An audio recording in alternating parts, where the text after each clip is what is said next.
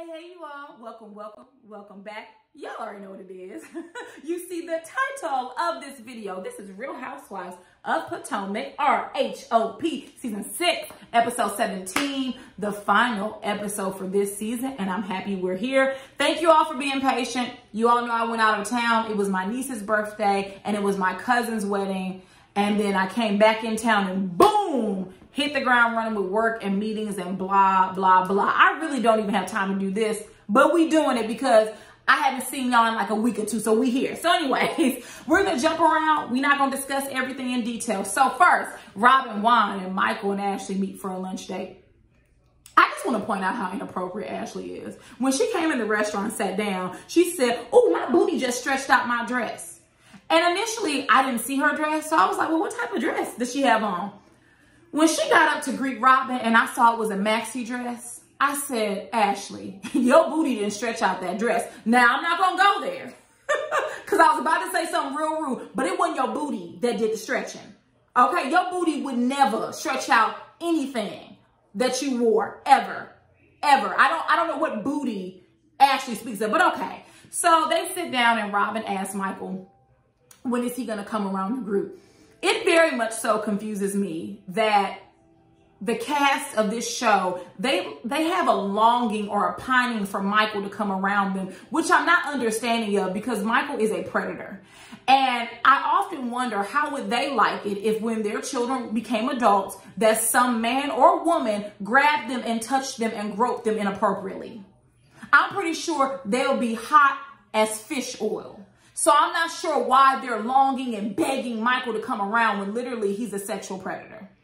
I'm just saying, if it were me, I would ask that question at the reunion. Don't know if Nikki's going to ask it, and I'm damn sure, and I damn sure know Andy is not going to ask, okay? Because he don't never ask the right questions if you ask me when it comes to certain cast members of different franchises, but whatever. So he says what he's been saying. He don't like Candace and he don't like Chris. He then asks, you know, what does Chris do for a living? Is he still working? Does Candace pay him? If so, how much? Is Candace still on her mother's payroll? So first things first, Michael, Candace pays Chris the same amount you pay Ashley.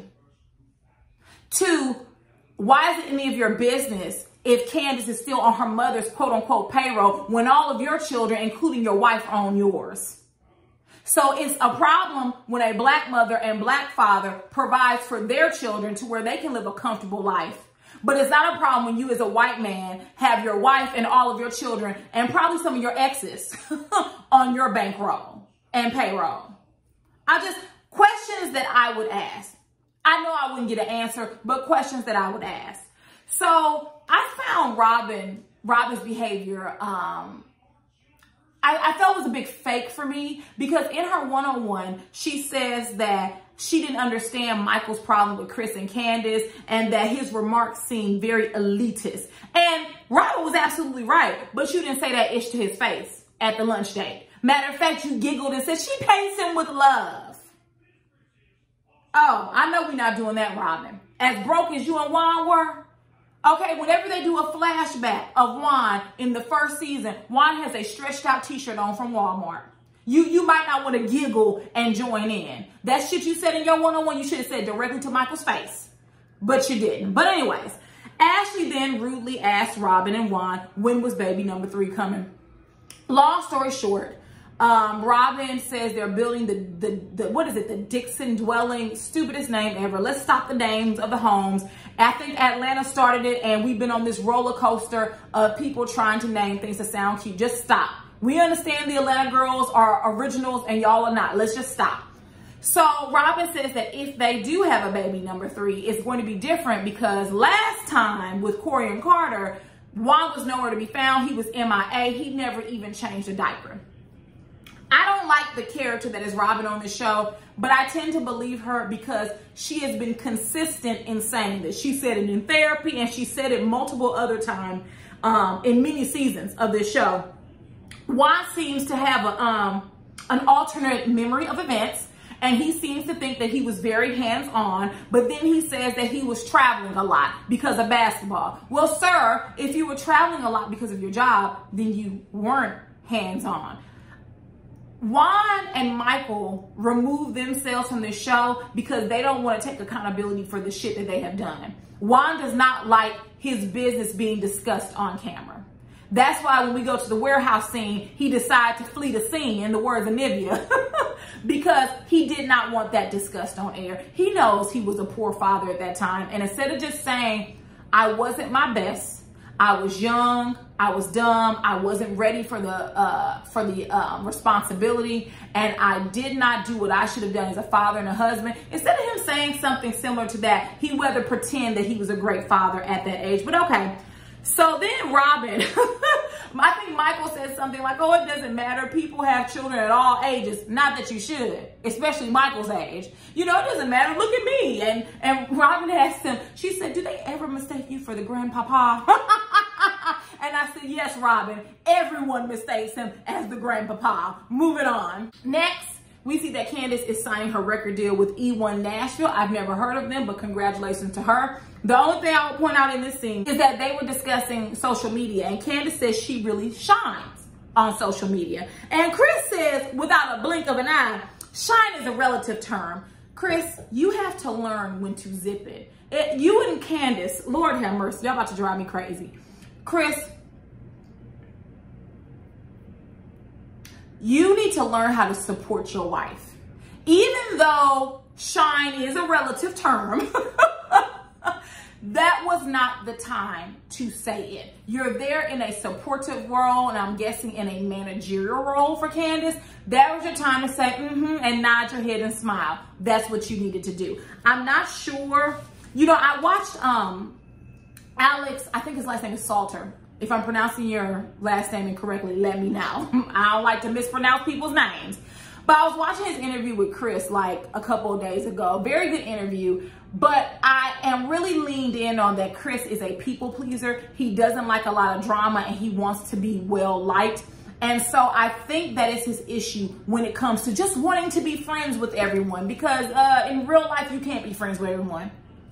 Sorry, you can't. And you won't get along with everyone. So I just wish Chris would learn how to pull it back. Same advice I gave Candace, I'm gonna give to Chris. Just learn to just sit there quietly and try not to embarrass Candace. Moving on. Next, we see Robin and Juan. They are at the new embellished warehouse, and Robin brings up baby number 3 again and how she feels that Juan was not hands-on.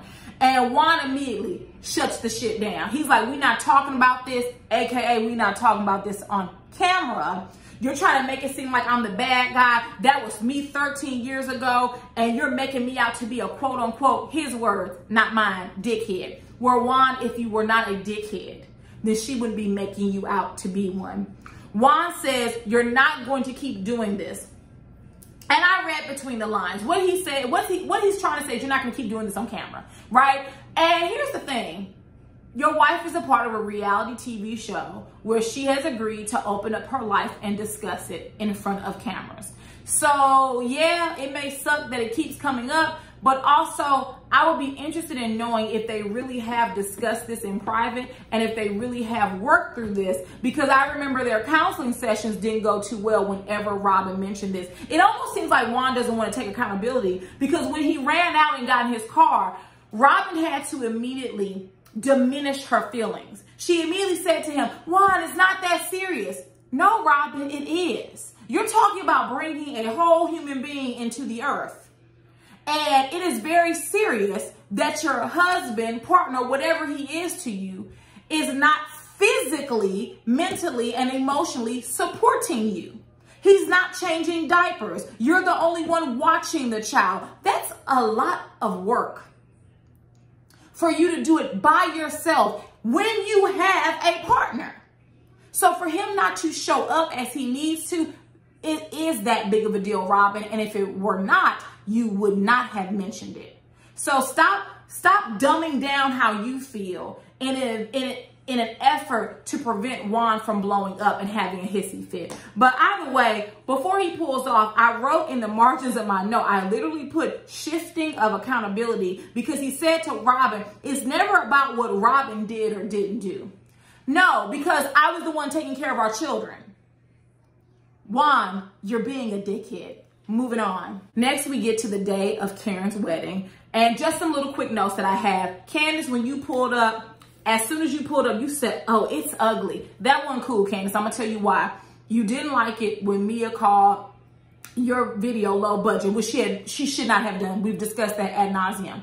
So when you pulled up to Karen's vow renewal, yeah, it's a vow renewal, but there is a certain amount of planning and paying that goes into a wedding or a vow renewal. And Candace, you know that. You planned a wedding, you had a wedding, although you had assistance paying for it, or I think Candace's mother paid for the entire wedding, which I ain't mad at.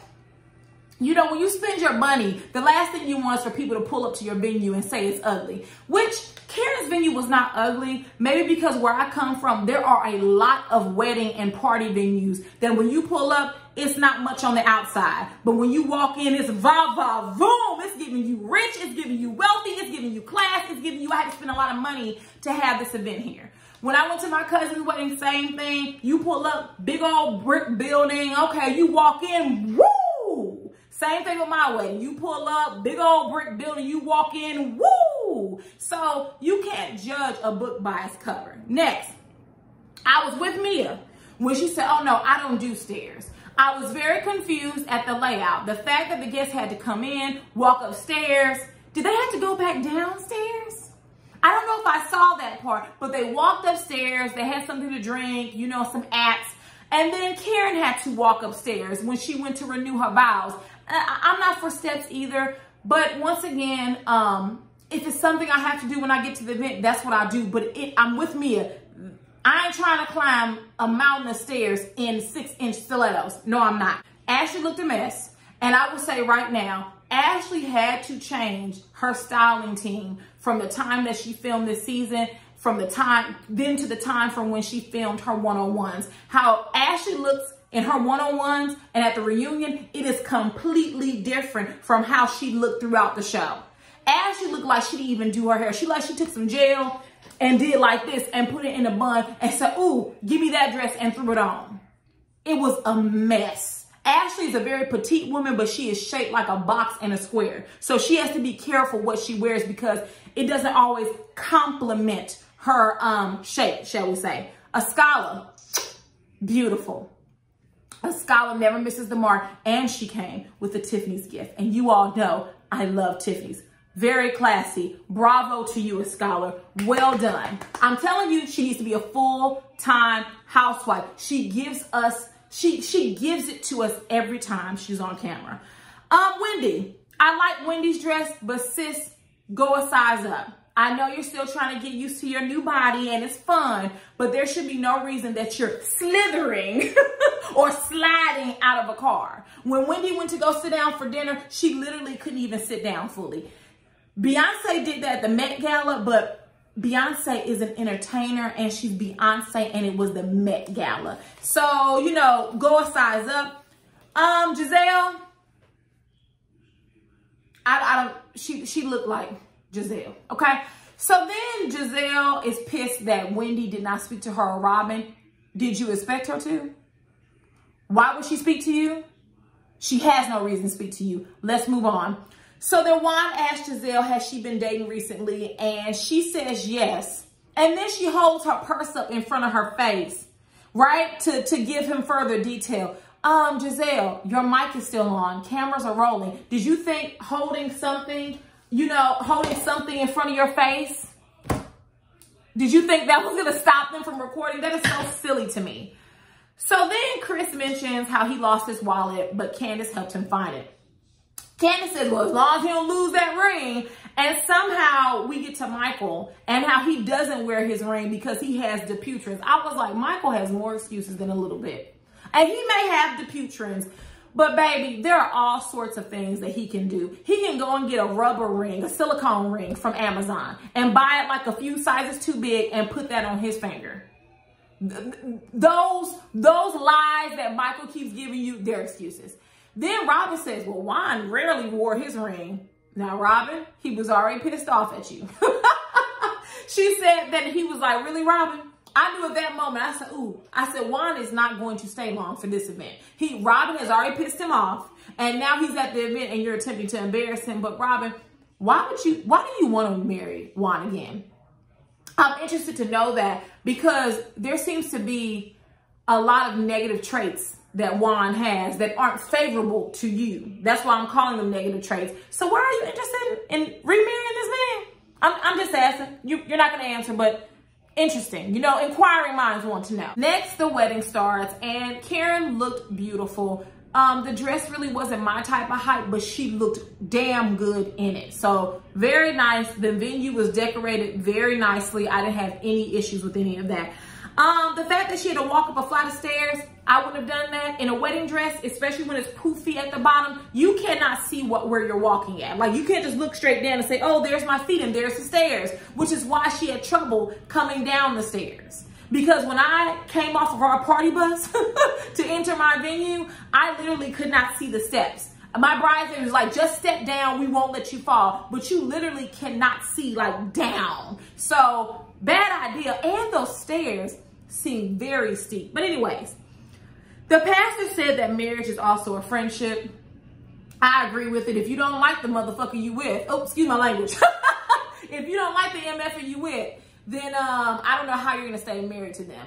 Of course, Giselle decided to shade that in her one-on-one and was like, that would explain why she's in everyone's DMs. That statement didn't even make sense. Giselle can't never read and always trying to say something smart. Ooh, Giselle. I mean, you're pretty, but what else is there? So then Macy Gray's performed. Honey, y'all could have kept Macy Gray. I never thought she could sing. I thought she had a unique voice, but that's about it. And I thought Ray was hilarious when he was like, oh, this is Macy's new song, Sugar Baby. Ray, that song came out in 2001 and it is called Sweet Baby. How are you not gonna know the song that you were having the first dance to? Ray just said, listen, I just showed up. Moving on. Next, we see the Predator has arrived and Ashley runs out to him. Listen, y'all know I love Miss Canary with every chamber of my heart. I do. But I am never going to sprint outside in my heels in an evening gown or a cocktail dress to greet him. When he comes in, I will give him a hug and a kiss, but Ashley just runs out there. She stretches out her arm with her wide back. I said, oh. I will say this about Ashley. She's a very muscular back, very toned back. Her back, actually, the definition of it looked good, but that dress was not for her. Anyways, they flash to Candace. She's talking to the scholar. And she says that although her and Ashley have this thing going on between them, she thinks Mike is not morally good enough for Ashley. No, Candace, you're wrong. He's absolutely the morality that Ashley's looking for. I don't know why y'all put Ashley on this pedestal. Honey, her and Michael are two peas in a pod. They are a match made in hell. So next, Juan decides that he wants Chris and the Predator to squash the beef. Once again, I don't understand this cast. You all know Michael is a predator. I don't know why y'all keep giving this man passes and chances, but okay. So Giselle says, well, Mike and I were able to talk it out and get past our stuff. Here comes Mike taking a dig. Well, you're an intelligent person. So Chris isn't intelligent. I want to make sure we're keeping tally here because every time Candace opens up her mouth, y'all swear her teeth should be knocked out her mouth. But y'all ain't got nothing to say about the Predator and Ashley when they insult people. All right. So Chris says that he can let the beef go. Whatever happened at Robin and Juan's engagement, he's willing to move past it. Chris, an enemy of my husband's is an enemy of mine. If my husband does not want to talk to someone, there's no reason for me to talk to him at all. I don't have to hate you. Matter of fact, I could feel that my husband may have been wrong in the situation. But one thing I'm not going to do is try to get along with you. Because you're not my partner for life. You're not the person I took a vow with. Right? So honestly, this is the person I wake up to and go to bed next to. I really don't even care about you. We're on a show together. Period. And you're a predator. So why would I care about getting along with you?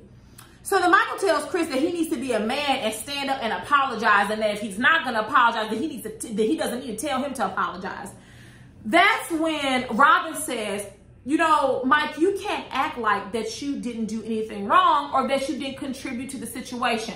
Absolutely, Robin. She was 100% correct. Matter of fact, Michael started it. He gonna walk up on that man. You need to tell your wife, no, you need to back the F up. Don't ever tell me what I need to tell my husband. You got me F'd all the way up.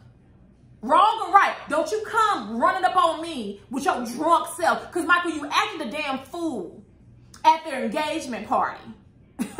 You was cussing producers out. You broke into the production staff room, which once again, and Andy, let me tell you something. I might do a video where I talk about Andy's ass and him saying that, him basically insinuating that Candace deserved to be attacked last year.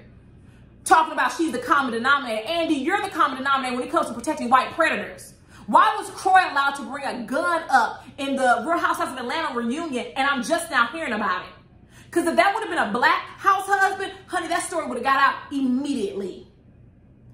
Y'all allowed Michael to be on the show after he sexually assaulted a lot of people that's a part of production. More than we know, according to Not All Diamonds and Rose. So what's the common denominator with you, Andy? Because I'm tired of seeing you and Anderson snorting cocaine and drinking alcohol on my TV every New Year's Eve. You coming on TV high as hell. You're supposed to be doing a professional job. So what's the common denominator with you, Andy? Don't get me started, y'all. Do not get me started. Anyway, we're going to move on. I will save that for the reunion. We're going to move. Andy, I saw that clip yesterday and it pissed me. Oh, no, was it yesterday? Was it Saturday? Maybe, I don't know. Saturday or Friday. And it pissed me off. How's that working for you? I would have cursed Andy out until I didn't have a voice. He was dealing with the right person that day. But anyways, so Candace jumps up and she says, you know what? It's just the white privilege of it all. Like, you don't think you do anything wrong. This is white privilege. Candace is right. But it's not only white privilege. It goes back to what Robin spoke of. He's an elitist. He's classist.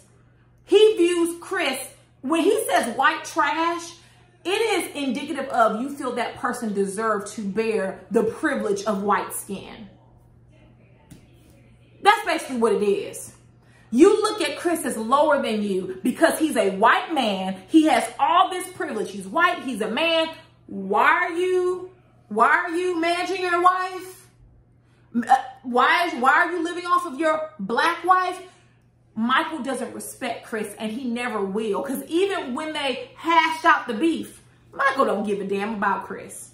Candace was not wrong for saying that. It may have not been, I think based on what I saw on Twitter, a lot of people thought it was the wrong time to say that. But honestly, Michael does have privilege. And so does Chris, because Chris is a white man. So he does have white privilege, right? But I knew exactly what Michael was trying to communicate to Chris. In other words, you have the skin you have the complexion for the protection. Why aren't you better than where you are? Because in Michael's opinion, you're not wealthy. You don't own a bunch of companies. You cook for a living. That's not what we do. That's my opinion. But Michael says he doesn't necessarily have a problem with Chris. And Giselle said, can we agree not to talk about each other's wives? I didn't see Chris or Michael say, yes, we can agree. I just kind of saw Michael go, like, I'm going to talk about Candace anytime I feel like it. Which, Chris, if he does, that's when you need to stand up for your wife. Period. You go home to her, not Michael. I don't give a damn about how Michael feels about me. I wouldn't give a damn. He's a predator. There's nothing Michael can say to me. But anyways, so Juan's sitting there. He says, oh, I'm about to catch an Uber. I got to go to work. Robin seemed to be completely unaware that Juan had to work.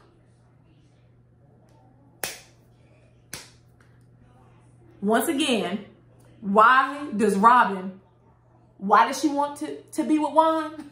What are his redeeming characteristics? I just want to know. I'm not saying he's a bad person. I'm just asking because it doesn't seem like you all are compatible. That's all I'm saying. So Chris and Candace, they get into another argument. And so I wrote it down because I really want to follow the escalation, right? So Chris says to Candace, the white privilege comment was over the top. Chris, no, it wasn't. It wasn't over the top. Michael does benefit from white privilege, and so do you. And that's why I just want to get along with everyone. No, I don't care about getting along with someone, especially when they have called my wife a criminal, especially when Ashley has said that Candace has a rap sheet using very microaggressive language. I don't care about getting along with you. I want somebody to call David out his name. I wouldn't give a damn about getting along with you. Matter of fact, every time I saw you, it would be an issue. I'm just saying. So he says, just because you feel something doesn't mean you need to express it. I agree with that on a certain level. Absolutely. I agree. But in this case, Michael was being demeaning towards you. He says you weren't intelligent.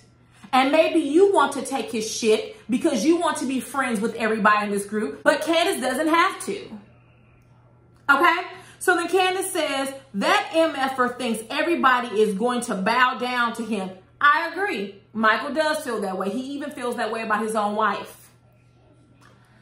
And Chris yells, I get that. See, once again, y'all go too far when you all argue. You yelling at her, that wasn't necessary. Matter of fact, you could have said, Candace, let's table this discussion. Let's talk about it when we get home tonight or tomorrow. You can have that conversation, but then Candace goes back. You shut the F up talking to me. Don't talk to me like that. Once again, the escalation. Chris and Candace, it's time for some marital counseling where you all learn how to communicate with one another without throwing out F-bombs and yelling at each other. You can say it's passion, but on a certain level, it becomes toxic. Just my opinion. Moving on. Finally, we are wrapping up Potomac. So up first is Ashley. She is working on baby number 3 because she has to secure the bag some type of way when she divorced Michael. Next, we have Mia. Her and Gordon are building a new home, and they are going to build a wing for her mother. Bad idea.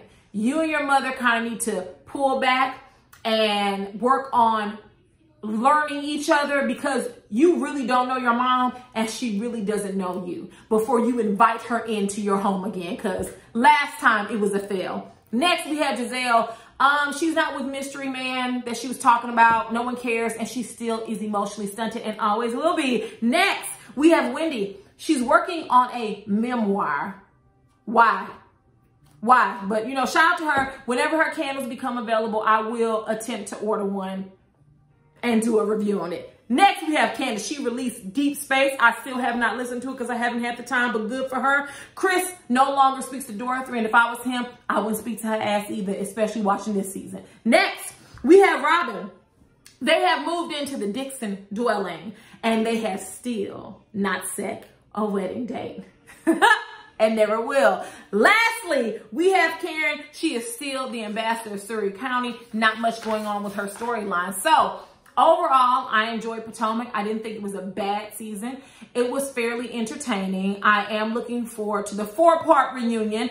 And because I know Housewives, I know they don't need 4 parts of this reunion. So I look forward to discussing that with you all whenever I get a chance to watch part 1. I'm hoping I watch it tonight, baby, but we will see. So if there's nothing else, please drop down in the comments and let me know your thoughts about this episode. And if there's nothing else, I will see you all later. Mwah. Bye.